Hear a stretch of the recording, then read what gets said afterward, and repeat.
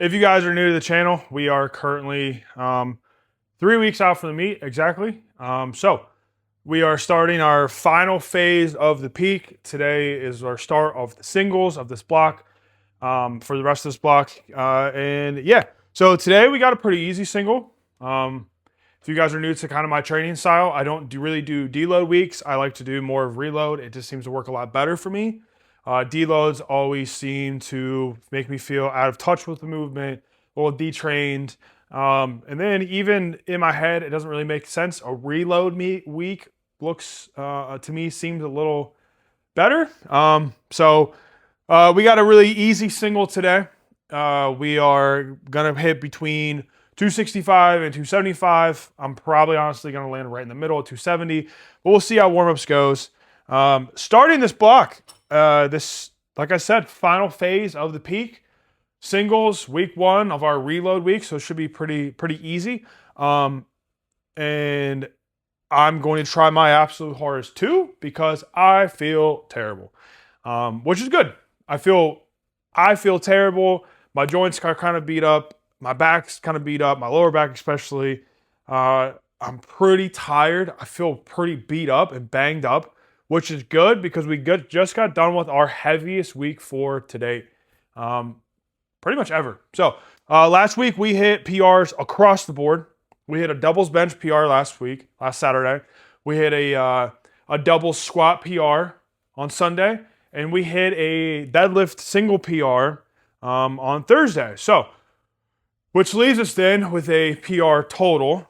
So I'm feeling real beat. I'm feeling real banged up, which is good. It's what I want. It's what I thought I would be at. It's where I would like to be landing at right now, and it is exactly where we are at. So, with that said, we're gonna start with the single.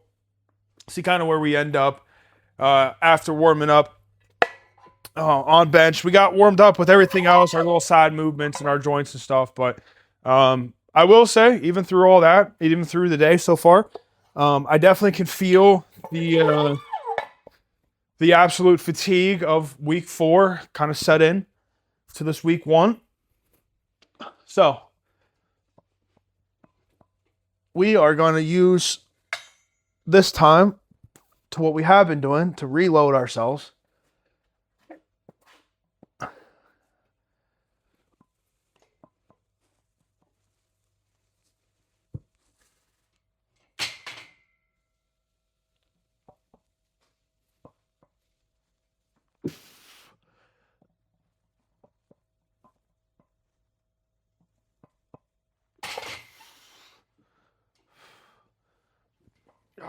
Well, that doesn't feel too bad.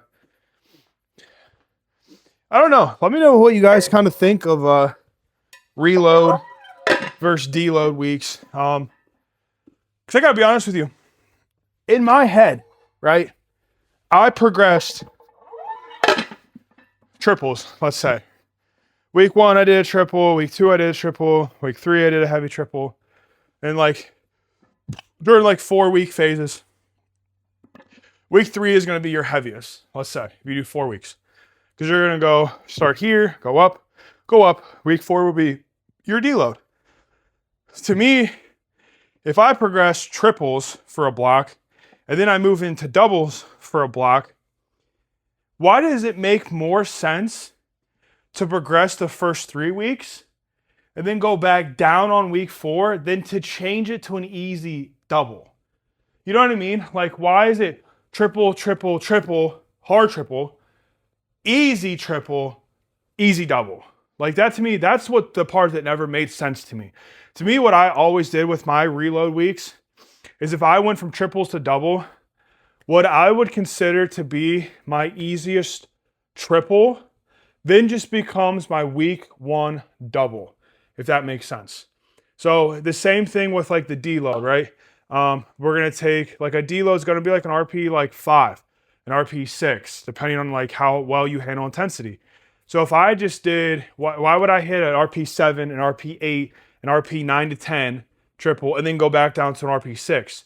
When I can just slide my deload over as week 1 to hit my 6, 7, 8, and 9, or 6, 7, 8, 10, however you do your programming, however you can hold to to intensities and volumes and all that stuff. That's all up to you.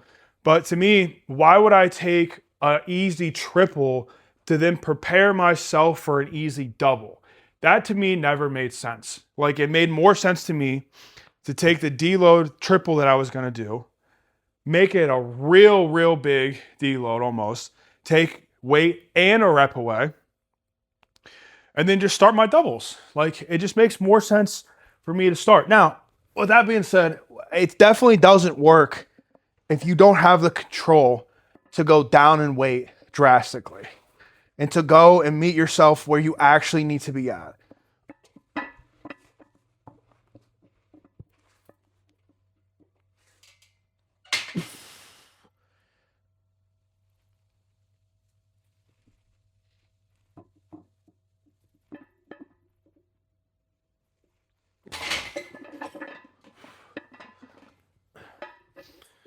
Like, it just, I don't know. To me, it doesn't make any sense. It just doesn't. If we're gonna hit an RP 5 or 6 week, just make that the first week.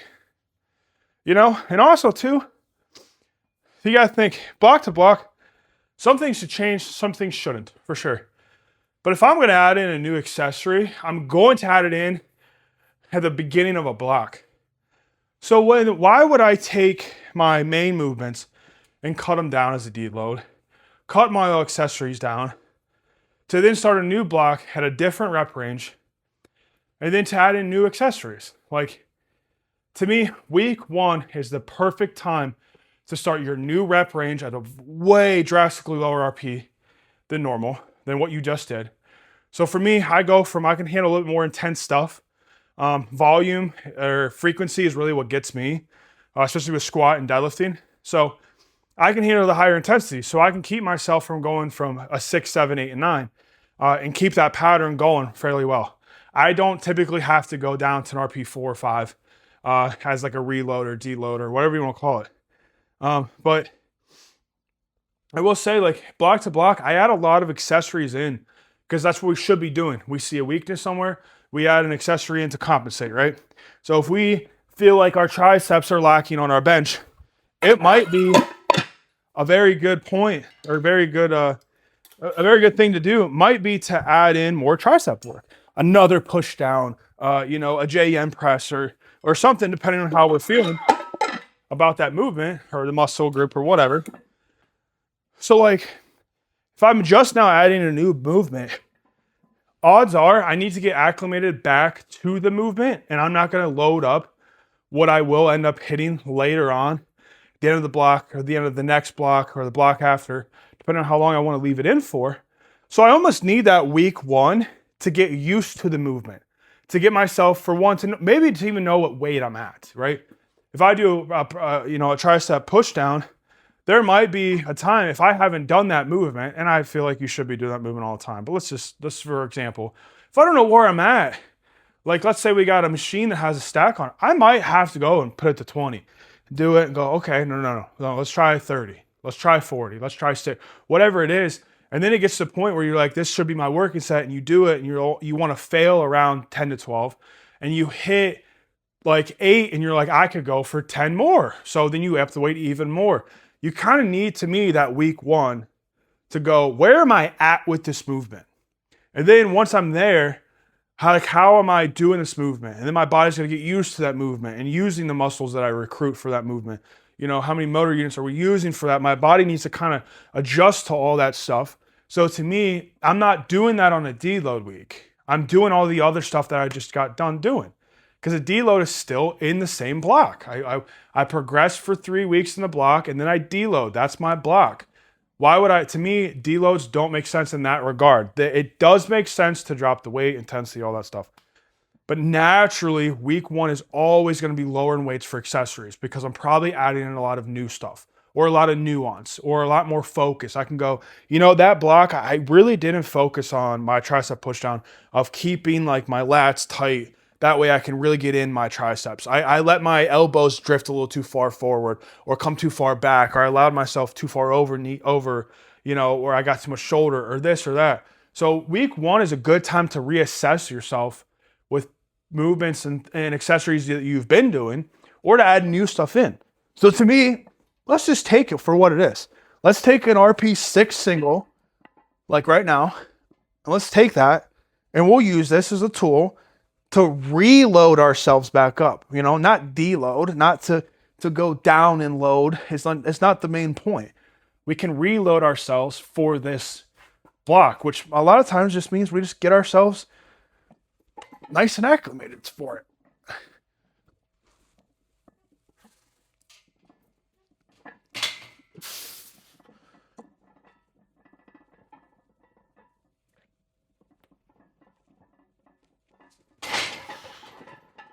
Very good. We're gonna do some triples. She got 3x3. Looks like at 260. I don't know. Reloads always made more sense to me. Do not be the guy though that say, I don't need to deload. I'll just keep the intensity high, and I'll hit RP 7, 8, 9. And then go back to 7, 8, 9, 7, 8, 9, 7, 8, 9. Or, you know, I'm coming in one day hitting a 7. The next day hitting an RP 10. And then a 7. And then a 10. Like, that's not what makes deloads not work. And that's not the answer. It's not that deloads are not the answer. So we're going to switch to, you know, fine. We'll just take everything to failure. That's not the point. We still want to go down in intensity. But I think of it differently. The reload makes more sense to me term-wise and how people describe a deload and how people describe a reload. I think sometimes people take reloads too far and they take the intensity too high.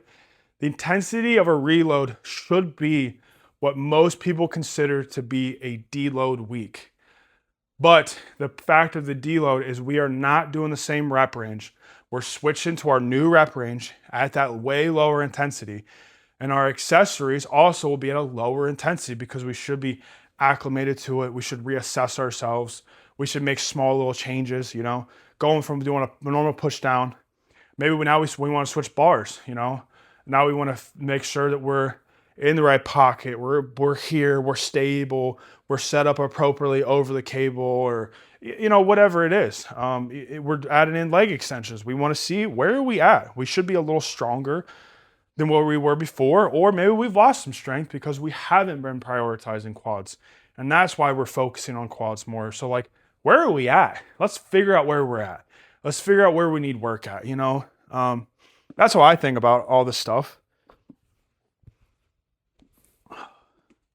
Like right now, like this will probably be my hardest thing of the day, is to do these back off sets, these back off triples at 260.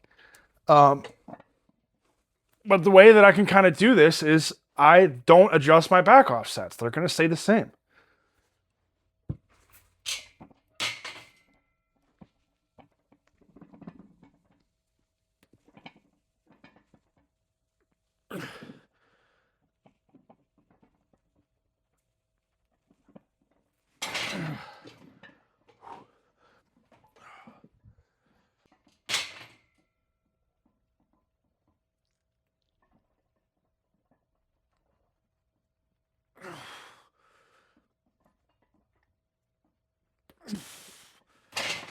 All right, we do have a small problem leading into this meet. I'm not worried about it, honestly. Problem's probably not even the right word to use, but I don't know what else to say. Weighed in this morning, or right in today, right before we worked out. I'm 204, which is about 6 pounds more than obviously my weight class will allow. So I need to now figure out why am I 6 pounds heavy. I weighed myself probably like 3 weeks ago. I was 190. I was like 197.5, so about 10 pounds. So, which makes me feel good because I know it's just water weight. I didn't put on 10 pounds of muscle. I didn't put on 10 pounds of fat. There's a bunch of water. So I basically need to figure out ways that I can kind of water cut slowly in a way. Or we're going to have to commit to doing a full-on water cut the week of the meet. So, which I needed some time to kind of talk to some people because I've never water cut before.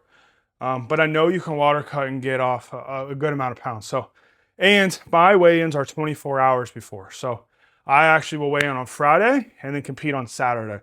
So a water cut might be the best way to do it, because if I can cut down to under 198 as a water cut, and that next 24 hours, I have plenty of time to rehydrate and bring my water levels back up, sodium levels, all that stuff. So I kind of have to look into how to properly water cut, because I'm not very keen on how to do it. I've never done it. I know the process. Like, I understand you drink X amount and you drink more and more and more each day until basically you're drinking a ton of water one day and then you drink nothing. And it kind of just depletes everything you got. I've seen people do like gut cuts. I've seen people do whatever. I definitely don't want to stop eating. I definitely don't want to cut like using like sweat and saunas and stuff like that. Although not a terrible idea, considering the fact that I do have a whole day to rehydrate. So we need to figure out what to do. Not a huge problem. 204 is just surprising.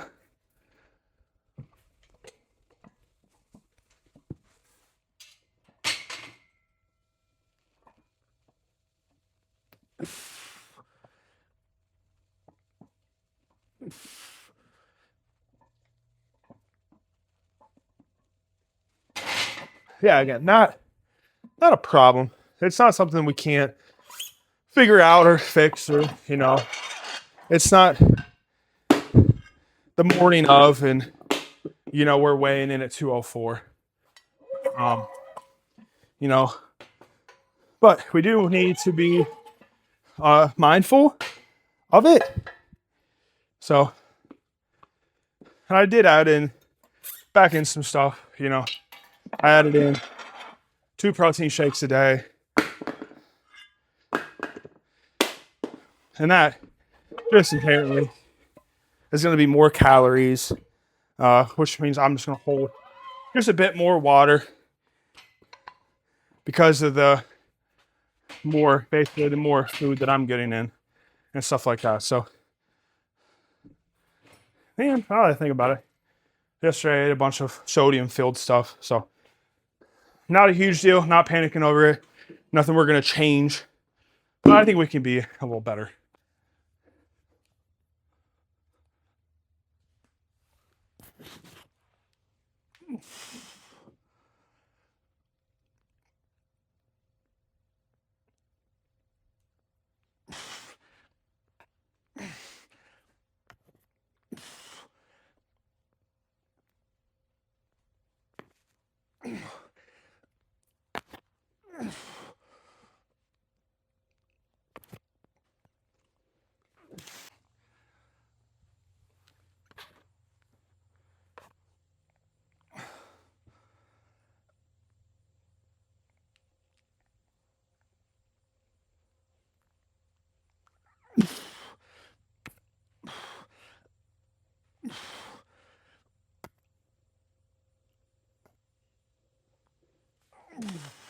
All right, if you guys are kind of new to the channel, you guys have already heard, I'm prepping for a meet about a month out, 3 weeks. But my channel, I post this style stuff like vlogs 4 times a week. Really go over my training, what I'm thinking, what I'm doing, what my programming is. I do everything myself. I try my best to showcase normal, like what I would deem to be normal stuff. That's kind of what my page is centered around. I'm a pretty normal guy. I have a full-time job. I have a wife. I have kids. I have other things that pull me away from the gym. So a lot of times, a lot of my training is sporadic or looks different, or I can't do this, or I know this is better, but I can't really do it. I don't have the time. I don't have the energy. I don't have the money. I don't have the equipment, whatever. But I wanted to showcase on this channel like what normal can be, because I desperately tried to find a little bit more normalcy when I watch people train. And it's hard. It's hard when guys don't have full-time jobs, and this is what they do. Or they do have full-time jobs, but they don't have a wife or kids, or, they have a little bit more access to resources, or they have sponsors or whatever. Or they have coaches and people they work with, and they're close by and all that type of stuff, which is all good. But I didn't have any of that. And I really wanted somebody else that didn't have that to show me what to do when you don't have access to all that stuff. So that's what this channel is about. So subscribing to my channel helps me out a ton. But if you guys have watched my stuff and you guys are kind of already subscribers, or people that are just kind of not subscribed but watch a lot of my content, please do. But also let me know what you guys would like to see a little different in the channel. If you guys could comment that. Let me know. I almost thought about going to more like once a week style videos and putting in all my days and giving more of a voiceover thing, just to see like if that would do a little better. But let me know what you guys kind of think about how this channel could be better. Do you think that I should put out longer videos, shorter videos, not as many, just do a once a week thing, a little recap of the week, or maybe just once a month and just go over the block,